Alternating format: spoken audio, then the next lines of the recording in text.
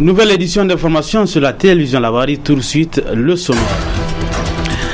Après des vacances bien méritées, les étudiants de l'université Abdoumouni Diop de Niamey ont repris le chemin du campus ce matin. Une rentrée pas effective selon le constat de nos reporters que vous suivrez dans un instant. Accord partenariat stratégique Niger-Areva 3 mois après la signature. Faisons le point des actes posés et non réalisés à suivre dans ce journal.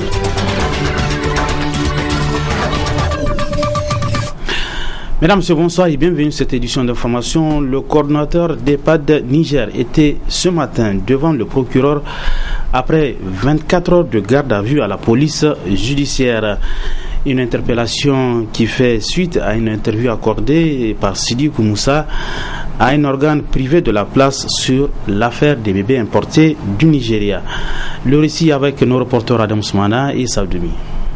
Acteurs de la société civile nigérienne, parents, amis et connaissances du sieur Sidi Koumoussa, coordonnateur de l'ONG EHPAD Niger, ont massivement effectué le déplacement du palais de la justice de Niamey pour apporter leur soutien moral à ce dernier, appelé à se présenter devant le procureur de la République suite à son interpellation à la police judiciaire. Une interpellation qui porte à l'origine sur une propagation de fausses nouvelles dans l'affaire des bébés importés du Nigeria, mais ayant connu une requalification des faits pour être considéré comme un jet de discrédit sur décision de justice. Cette requalification a à son tour entraîné la reconduction de garde à vue du coordonnateur d'EHPAD Niger à la police judiciaire, provoquant ainsi une grande déception chez les hommes et femmes venus le soutenir en cette circonstance. Affaire donc à suivre. Plus de 3 mois après la signature de l'accord de partenariat stratégique entre le Niger et Areva, une seule disposition donc de cet accord a été appliquée, la nomination du directeur nigérien de l'Arsomaïr. Alors, qu'en est-il des autres éléments de précision dans ce reportage signé Abdelrazak Idrissa? Passé l'euphorie de l'annonce de la nomination d'un directeur général de nationalité nigérienne à la tête de la société des mines de l'Aïr, beaucoup se demandent sur la suite qui est donnée aux autres engagements pris dans le cadre de l'accord dit de partenariat stratégique signé le 26 mai dernier entre Areva et le Niger. Les conventions Somaïr et Cominac ne sont pas encore signées. On ignore également si les fonds prévus pour contribuer à la reprise de la route de l'uranium ont été oui ou non débloqués, tout comme ceux destinés à la mise en valeur de la vallée de l'Iraser ou encore ceux annoncés pour financer la construction du siège social d'Areva au Niger. Tout cela ne surprend guère la société civile active dans le domaine des industries extractives, les termes de l'accord eux-mêmes étant considérés comme caducs depuis le 30 juin dernier. Et dans cet accord, il est dit que toutes les dispositions qui sont contenues dans ce document doivent être mises en œuvre au plus tard en fin juin. Donc les deux parties se sont donné 1 mois pour prendre toutes les décisions, notamment signer les conventions Somaïr et Mouraren. Mais cela n'a pas été fait. Il faut considérer que l'APS est devenu caduc. Il est devenu caduc en ce sens que pour nous, actuellement, il n'y a aucun accord qui lie le gouvernement du Niger à Areva pour ce qui est des conventions de la Somaïr et de la Cominac. Deuxièmement, il va falloir aujourd'hui demander la nature juridique de l'APS, étant entendu que l'APS, comme on l'appelle, accord de partenariat stratégique, est différent des conventions qui auraient dû être signées. C'est donc sur la base des anciennes conventions que se mène l'activité minière de l'uranium, malgré qu'elle soit venue à expiration depuis décembre 2013, et celle-ci était nettement en défaveur du Niger en termes de ressources générées. C'est une situation de fait. Les deux parties se sont entendues pour continuer l'exploitation sans pour autant prendre de nouvelles mesures. Eh bien, nous attendons de voir jusqu'à quel moment cette situation va perdurer. Toujours est-il que nous allons continuer à appeler à la signature de nouvelles conventions Somaïr et Mourana. Bien entendu, cela peut avoir des répercussions sur les avantages que le Niger tirerait de la loi minière de 2006. Parce que si aujourd'hui on doit signer de nouvelles conventions, ces conventions doivent prendre en compte les codes miniers de 2006 à partir de janvier 2014. Et nous attendons de voir au moment où ces conventions vont signer si les intérêts du Niger vont être rétroactivement pris en compte. Dans les milieux de la société civile active dans le domaine des mines, on croit fermement que si jusqu'ici les deux parties ne sont pas parvenues à respecter les termes de l'accord de partenariat stratégique, c'est qu'à l'état actuel des dispositions qui sont contenues, il va falloir nécessairement modifier la loi minière de 2006. Suite de cette édition d'information, c'est la fin des vacances pour les étudiants de l'université Abdoumouni Diofo de Niamey. Ils ont repris le chemin des amphithéâtres ce lundi plutôt 1er septembre 2014. La reprise des cours n'est pas effective. Plusieurs étudiants n'ont pas encore regagné l'université. C'est le constat avec nos reporters Asman China et Cheb Youssou. Ce 1er septembre 2014, c'est la date de reprise des cours à l'université de Niamey au lieu d'une nouvelle rentrée académique, car l'année 2013-2014 n'est pas encore achevée. Et cette reprise des cours n'a pas été effective dans toutes les facultés. Certes, les étudiants sont revenus, mais c'est pour parachever l'autre année. C'est pas pour reprendre une nouvelle année, ou bien pour entamer une nouvelle année. J'ai fait le tour de la fac, j'ai pas vu une salle dans laquelle il y a eu effectivement cours. L'état d'esprit, c'est toujours le même. Nous sommes forts à affronter les activités académiques qui sont toujours nos activités quotidiennes. C'est une reprise parce que l'année passée, on n'a pas pu finir donc, l'année. Donc, on a fait que le S1. Maintenant, on est en train d'achever donc, les cours du S2.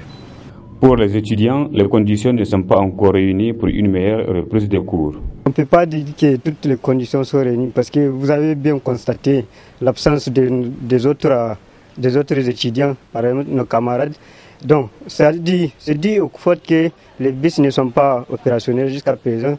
Bon, je ne sais pas ce que la question là, elle est en train d'être traitée ou pas. Dans la salle, il y a des camarades qui ne sont pas encore là, qui sont absents. Et comme les bus ne sont pas prêts, il y a ceux qui sont loin et ne peuvent pas vraiment payer le déplacement là. Dans ce cas, donc, vraiment, nous lançons un appel à ceux qui vont le faire.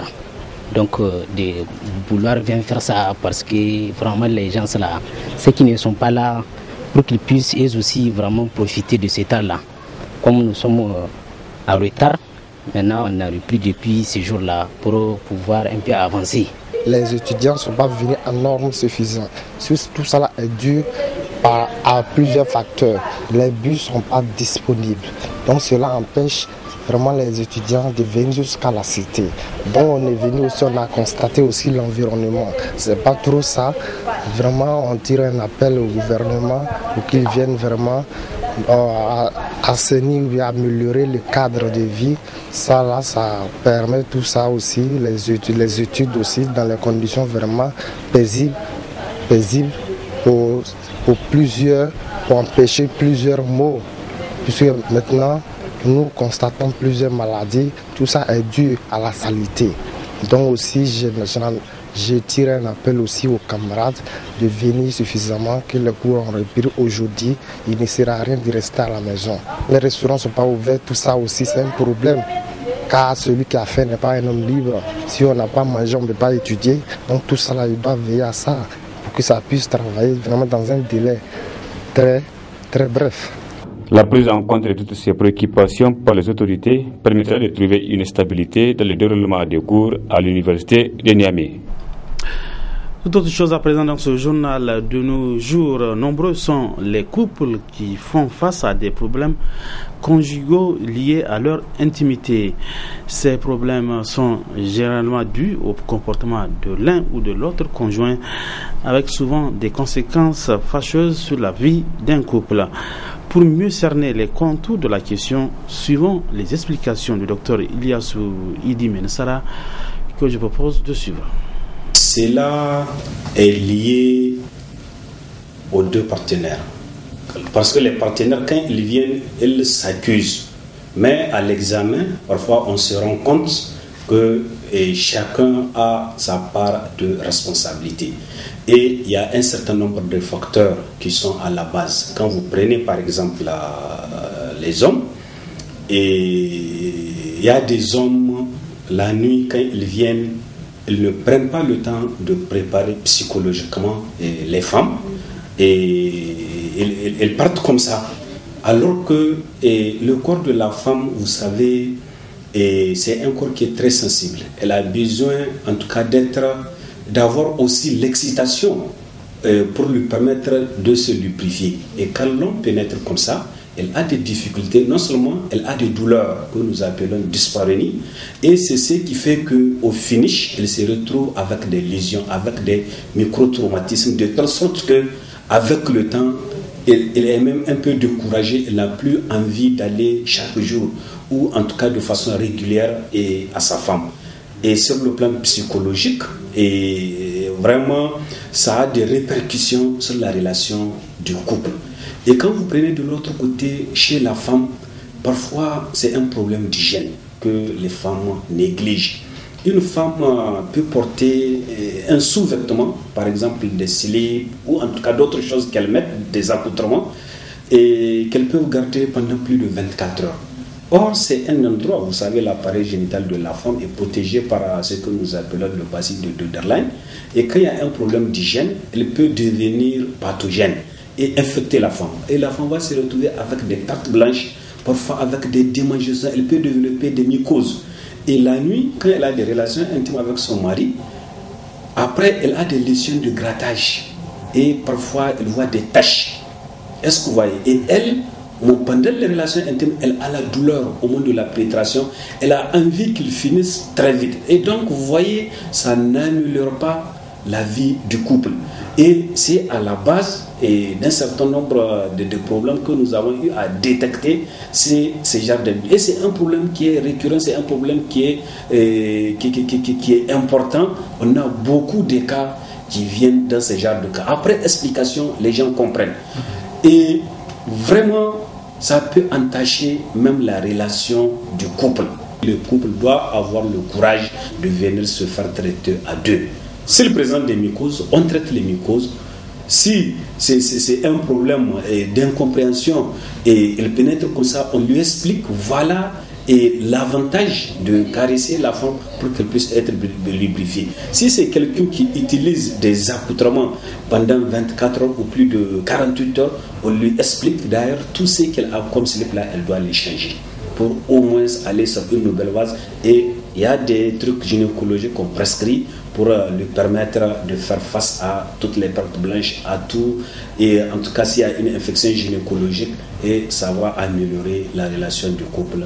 Et je pense qu'ils auront à gagner en tout cas dans la préservation même de la vie du couple. Voilà, vous l'avez sans doute rectifié, il s'agit de bel et bien du docteur Ilyasu Idi Menassara. La saison des pluies a observé ces derniers jours une interruption, et cela suscite des inquiétudes du côté des paysans. Au niveau du service de la météorologie nationale, l'on rassure, la saison suit son évolution normale. Le reportage avec Nasser Dantofo et Abouakar Souley. Cela fait plus d'une semaine que Niamey n'a pas enregistré une grande pluie. Une situation qui commence à susciter des inquiétudes quant à un arrêt brusque de la saison qui n'est pas sans conséquence sur la récolte, qui pourtant s'annonce prometteuse. Mais du côté du service météo, l'air n'est pas aux inquiétudes. Ça fait une semaine que nous avons constaté une certaine accalmie sur le pays. Et il a été enregistré des précipitations faibles par endroits, contrairement à la deuxième décade du mois d'août où des quantités importantes ont été enregistrées. Mais ça ne veut nullement pas dire que c'est la fin de la saison des pluies. D'abord, pour ce qui s'est passé la semaine passée, c'est une intrusion d'air sec sur les régions nord et qui a fait en sorte que le front intertropical avait glissé juste sur les régions sud de Boulma. Donc, ce qui veut dire que l'air était tellement sec qu'il n'y avait pas assez d'humidité pour pouvoir permettre la formation des activités orageuses. Mais depuis ces dernières 72 heures, le front intertropical est bien remonté. Si vous voyez ce matin, le front intertropical est situé sur le nord Arlit, nord Bilma. C'est un très bon signe pour le Niger, car ça montre tout simplement qu'il y a eu une bonne remontée de l'air humide. Et donc la position même de l'Afrique occidentale de façon générale, qui est positionnée entre deux masses d'air homogènes. Ici nous avons l'océan Atlantique qui apporte l'humidité, et nous avons aussi ici le désert où il y a une pénétration d'air sec. Donc c'est une fluctuation entre ces deux zones. Mais depuis ces dernières 12 heures, nous avons commencé à enregistrer une bonne remontée de front intertropical, ce qui veut dire qu'on ne peut pas parler de fin de saison. Et d'après nos prévisions que nous avons effectuées ce matin, nous constatons que, parce qu'en termes météorologiques, on ne peut pas aller au-delà de 2 semaines. D'accord? Donc jusqu'au dimanche 7, les prévisions que nous avons eu à faire, vous voyez très bien que le front intertropical garde toujours sa position. Ce qui veut dire que c'est un bon signe en termes de continuité des précipitations.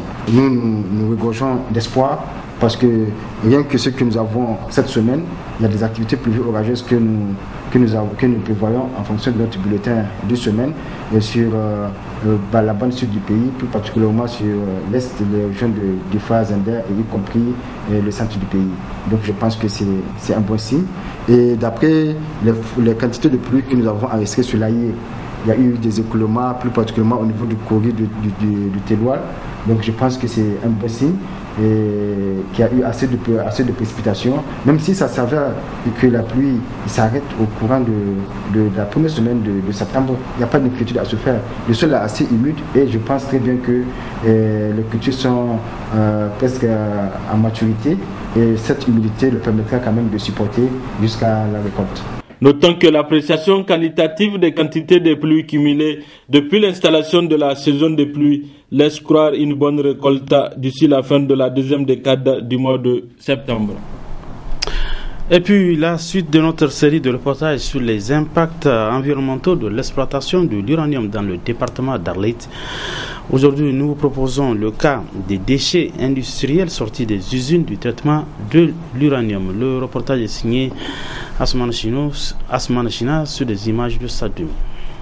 En plus des résidus du traitement de l'uranium existant à Arlit, il y a d'autres déchets solides, notamment la ferraille contaminée, sortie des usines d'exploitation de l'uranium, actuellement utilisées dans différentes fabrications au Niger et à l'extérieur. Il y a un marché spécifique ici pour les ferrailles venues des usines, tout le monde connaît ça, et ça existe. Ces ferrailles-là, elles sont contaminées. Il y en a, on en a trouvé en grande quantité, des tonnes, des milliers de tonnes, dans la ville d'Arlit. Et des milliers de tonnes ont pris la destination vers le sud, vers les autres villes du Niger, et même vers les pays limitrophes du Niger. Des ferrailles contaminées qui sont parties à l'intérieur du pays et dans les pays limitrophes du Niger. Ces ferrailles-là sont sorties des usines de Somaïr et Communal. L'année dernière seulement, et cette opération a été faite. Et des dizaines de tonnes de ferrailles ont été sorties et vendues sur le marché. Et ces dizaines de tonnes-là ont disparu dans la nature. Elles sont quelque part dans les toits des maisons des populations nigériennes et des pays riverains. Et ça, c'est encore une fois une responsabilité des exploitants miniers. Encore une fois, la responsabilité d'arriver dans la gestion des impacts de l'exploitation de l'uranium. Pour éviter la vente de la ferraille contaminée, les ONG de protection de l'environnement ont proposé le contrôle. Mais elles sont parfois mal comprises par les exploitants de l'uranium. Il suffit de contrôler les ferrailles. Et de les contrôler, on ne peut sortir que les ferrailles contaminées et non contaminées. Ça, c'est une solution qui existe. Mais cette solution-là existe depuis longtemps, mais ils ont sorti des milliers de tonnes. Parce que ces ferrailles-là, ce sont les exploitants miniers eux-mêmes qui les donnent aux travailleurs, c'est eux-mêmes qui les donnent aux autres populations, sous forme de primes, sous forme de choses. Et après, quand nous, les ONG de protection de l'environnement, quand nous disons qu'il ne faut pas sortir ces ferrailles-là, ils ferment toutes les ferrailles, tous les déchets que l'on peut utiliser, qui ne sont pas contaminés, pour dire que c'est nous qui avons demandé ça, pour que la population se retourne contre nous. Or, nous avons dit qu'il faut contrôler les ferrailles ou les autres matériaux s'ils ne sont pas contaminés. Si quelqu'un veut les utiliser, on lui cède ça. Mais s'ils sont contaminés, on ne peut pas lui céder. Ça, c'est aussi simple que cela. À ces déchets solides s'ajoutent d'autres déchets gazeux et liquides qui sont dans la nature et même dans les habitations sans aucune protection, exposant ainsi la santé humaine et l'environnement à tous les dangers. Du sport dans ce journal, après avoir été désavoué par le CIO et l'ACNOA, le candidat malheureux à la présidence du COSNI, Mamadou Doula Talata, se dirige vers la justice ordinaire. Le procès aura lieu demain au tribunal de grande instance hors classe de Niamey. Alors que l'on croyait le départ clos, surtout avec les lettres de félicitations du CIO et de l'ACNOA au nouveau président du COSNI, Ide Issaka, un des candidats malheureux ne baisse pas les bras. Lui, c'est Doula Talata qui a attaqué en justice l'élection de Ide Issaka. Dans son assignation en référé, le sieur Mamadou Doula Talata, je cite, 1. S'entendre ordonner la suspension de la décision de proclamation des résultats et la nomination d'un administrateur provisoire du COSNI jusqu'à ce qu'il soit définitivement statué au fond sur la validité des élections. 2. S'entendre assortir la décision à intervenir de l'exécution provisoire sur minute et avant enregistrement sous astreinte de 1 million de francs CFA par jour de retard. 3. S'entendre le requis condamné aux entiers dépens. Le procès aura lieu ce mardi 2 septembre 2014 au tribunal de grande instance hors classe de Niamey. Avant cette inacceptable option de Mamadou Doula Talata, le comité international olympique a rejeté les insinuations de Doula Talata qui sont totalement infondées. En conclusion, le CIO a rappelé à l'ancien président du COSNI qu'en 2009, sous sa présidence, l'instance internationale du mouvement olympique a regretté le fait que la justice ordinaire ait été saisie alors que les moyens disponibles prévus par les statuts du COSNI n'ont pas été utilisés. En clair, le CIO a tiré la sonnette d'alarme quant à une injonction d'où qu'elle vienne. Il appartiendra donc à la justice nigérienne d'éviter une sanction à notre pays du CIO lourde de conséquences pour la jeunesse nigérienne. Après 17 ans d'exercice, l'ancien président du COSNI doit plutôt penser à mettre son expérience dans le mouvement olympique que de se jeter dans une bataille judiciaire perdue d'avance. Du sport toujours, mais cette fois-ci sur le terrain avec ce match amical Niger-Ouganda. C'est à partir de demain à 17h donc au stade général Sénkountou de Niamey. Une rencontre qui rentre dans le cadre de la première journée des matchs de poule de la CAN 2015. Ça sera une opportunité de tester certains joueurs avant de défier le Cap-Vert ce samedi à Niamey, a déclaré le sélectionneur national Gernot Aurore. Le sens de ce match, c'est qu'il faut permettre à nos joueurs qui n'ont pas joué, les locaux, depuis le début du mois de juillet, d'avoir un match de compétition. Ils n'ont eu aucun match, la plupart des joueurs, sauf ceux qui étaient en coupe. Donc, ce match-là nous intéresse. Ce n'est pas le résultat, c'est leur donner de la compétition et aussi de travailler certaines choses pour le match du samedi, en fonction des joueurs qui vont arriver de l'étranger qui vont nous rejoindre. Il y aura des tandems, il y aura des trios qu'on pourra mettre en place déjà pour avoir une préparation à travers un bon match amical, sachant que l'Ouganda est lui au complet, puisqu'il va jouer au Ghana après. Il arrive, je crois, avec 25 joueurs aussi, et ils ont déjà tout leur groupe en place. Et bon, on sait que ça va être un match où le résultat n'est pas prioritaire, mais c'est de tester nos joueurs, de savoir sur qui, parmi les joueurs locaux, on peut compter pour le samedi prochain. Cérémonie officielle de lancement hier après-midi du tournoi des grandes vacances de Losgungu, un TGV périurbain placé sous le haut patronage du maire du premier arrondissement de la ville de Niamey, Boubacar Hamadou. Michel Légy pour le reportage. C'est une compétition qui a pour dessein de contribuer à susciter la passion du football au sein des jeunes de ces quartiers et villages les plus éloignés du premier arrondissement communal de la ville de Niamey.